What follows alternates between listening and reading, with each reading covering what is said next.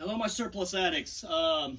This is another video that I decided that really needed to be done because I had just got a hold of something that I thought was very, very unique. This is the Ukrainian Butan, or I believe it's also called Dubak. Now, it's actually based very heavily on the Afghanka. In fact, it's basically just a colored or camouflaged Afghanka. So, little history about Butan is it really started seeing use during the Soviet times in Afghanistan. So, a lot of the research I've done, Butan was predominantly used by air crews as part of like flight suits and jackets and stuff, as well as high-ranking officers and I believe even Soviet naval marines. So now where this suit differs is that this is a 1990s Ukrainian version. So I believe it is that the colors and the shapes are slightly different, and that's what makes it so much more unique from Soviet style. Now, what you're going to see with this suit that I've got here today is I'm showing off the basic setup of the jacket, the pants, the kepi, as well as just a few extra items that you might see with this uniform. Now, you'll notice a lot of these items are Soviet. Well, that's because during the 90s, Soviet items were still very much in use with the Ukrainian armed forces.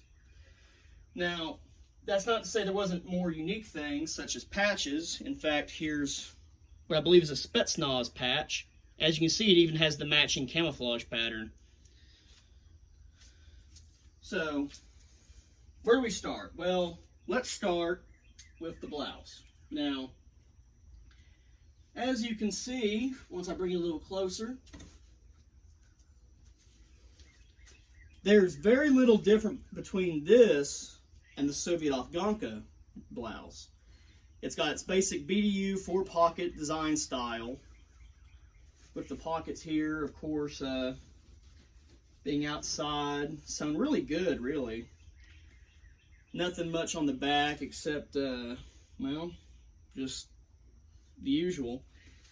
Now, as you can see, I got a Telnishka in here, as, again, a lot of these uniforms used a lot of the same Soviet style from the previous USSR era. Now, let's see. The jacket also does have a drawstring, which, again, really there's not much to go over with this uniform, as it's very, very similar to the Afghanka. In fact, like I said, it basically is an Afghanka. It's just a 1990s version. Now, same with the trousers. It's also just a Butan, Ukrainian Butan colored Afghanka. It doesn't even have rear pockets. It's, of course, got these really nice and spacious cargo pockets, which I find are just very beautiful, very nice. And it's even got these on the waist for adjustment to make it tighter. So overall, what really sets this uniform apart from Afghanka is just this unique pattern, as well as a few unique emblems here and there from the nation of Ukraine. Now, here's the kepi.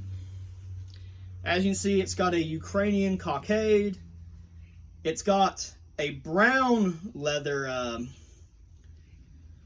sweatband instead of a black one. The inside also has this black lining. But overall, same design, got the vent holes. And it would be worn, again, with a lot of Soviet items, such as the soldier's belt, or officer's belt, depending on your rank. Varying styles of Soviet boots, such as in this case, the Soviet mountain boots is what I've got with it, which were worn quite a bit by Spetsnaz units and MVD and other units like that, but predominantly by mountain troops in particular. Now, what else can I really tell you about this uniform other than that it's the most widely used during the 1990s in Ukraine? Now, from my understanding to this day, while the digital patterns have become much more predominant, this pattern still finds a place amongst the Air Force as a tradition. And you can basically find more information about it looking online, Safar Publishing, Vlad Bezadovsky. But what's most iconic about this uniform, however, is that it actually is very, very iconic for being a symbol of homelessness. As a sad truth as that is, in Ukraine, many homeless people, or even anywhere in the Soviet Union really, or former Soviet territories, camouflage jackets, or even Afghanka jackets, things like that, became a symbol of homelessness. So in Ukraine, for example, it was not uncommon to see homeless men wearing these Butan jackets. And a lot of them, I believe, were either former service, or there was just so many of these jackets available that it was something that you could use, that it was warm, And so in Ukraine today, this uniform in particular holds a place in the public consciousness for a symbol of homelessness. But that's not to say that it hasn't resurfaced again amongst veteran groups who still wear it and use it in their events. Now, it's also, like I said, it's also a tradition in the Ukrainian Air Force to still use Butan, to my understanding. So you might still see flight suits and jackets and things of that nature. So overall, there's really not much else to say about this uniform, as it would just be rehashing a bunch of what we know.